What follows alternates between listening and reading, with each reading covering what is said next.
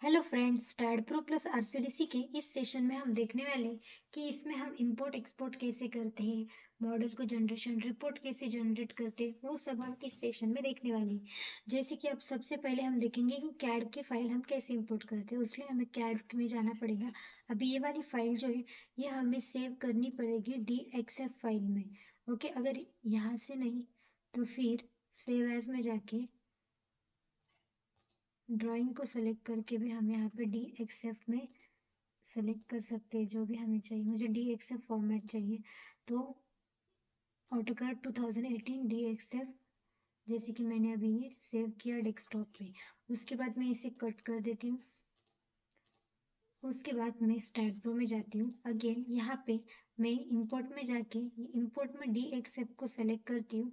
Then again desktop पे जाती हूँ। यहाँ पे देखो मैंने जो फाइल सेव की थी DX में अभी शो हो रही। अगर ये DWG फॉर्मेट में रहती तो वो मुझे शो नहीं होती, लेकिन मैंने वो DXF फॉर्मेट में शो की, इसीलिए वो यहाँ पे शो हो रही है। देन ओपन करके मुझे वाई अप या नो चेंज चाहिए, तो जो जिस मीटर किलोमीटर उसके हिसाब से यहाँ पे वो लोड होती है। अभी यहाँ पे वो फाइल लोड हो रही है।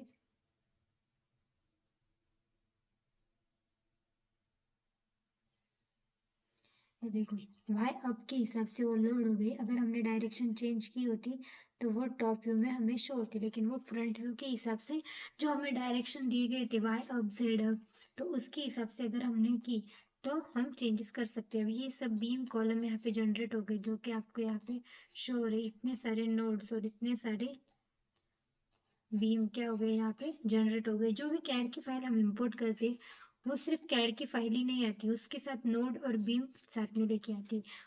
उसको ही हमें ऊपर अप डायरेक्शन में डिजाइन करना होता है, लेकिन हमारा जो बॉटम है वो ऑलरेडी डिजाइन रहता है। उसके बाद इस तरह जैसे हमने अभी ये एक्सपोर्ट किया, इंपोर्ट किया, वैसे हम फाइल को एक्सपोर्ट भी कर सकते हैं। अगर हमारी स्टैट की फाइल हो तो उसे हम क्या कर सकते हैं, एक्सपोर्ट भी कर सकते हैं। अभी के लिए मैं स्टैड प्रो को सॉफ्टवेयर को बंद कर देती हूँ। अभी ये बहुत बड़ी डायग्राम थी, इसीलिए इसे डिलीट होने में भी बहुत टाइम लगेगा। जितनी बड़ी फाइल उतना ज़्यादा टाइम लगता है। Select then delete. अभी मैं न्यू प्रोजेक्ट लेती हूँ। अगेन न्यू प्रोजेक्ट लेने के बाद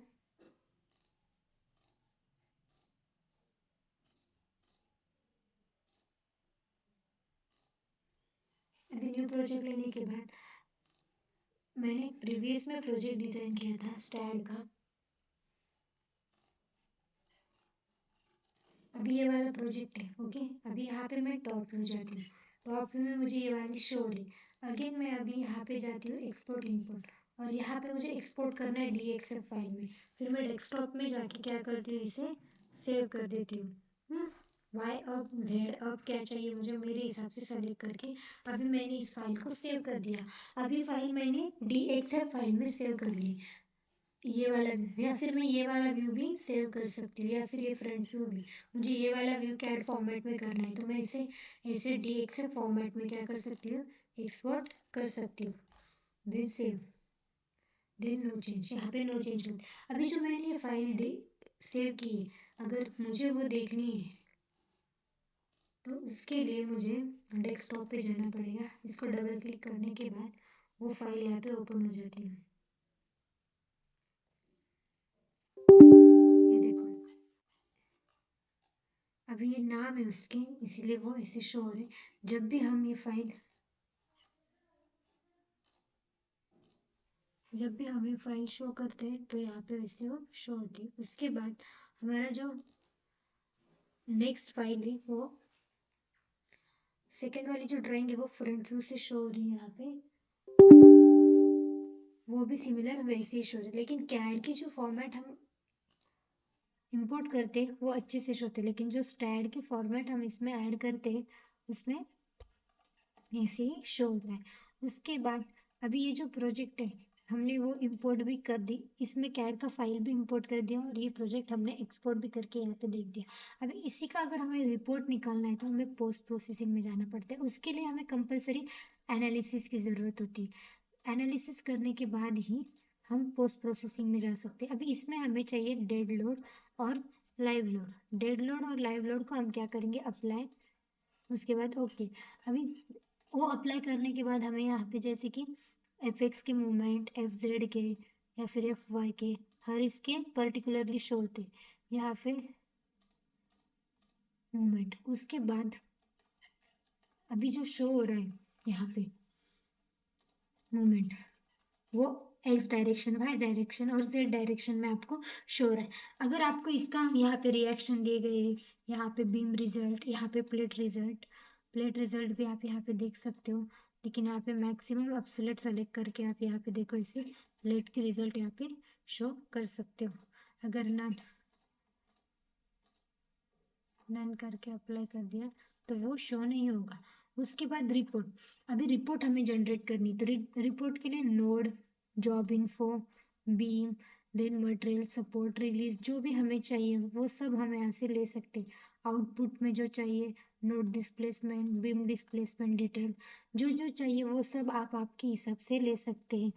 यहाँ पे अभी सेलेक्टेड सभी लोड है, मुझे सभी नहीं चाहिए, मुझे सिर्फ डेड लोड और लाइव लोड चाहिए, तो मैं सिर्फ यहाँ पे डेड लोड और लाइव लोड ही लूँगी।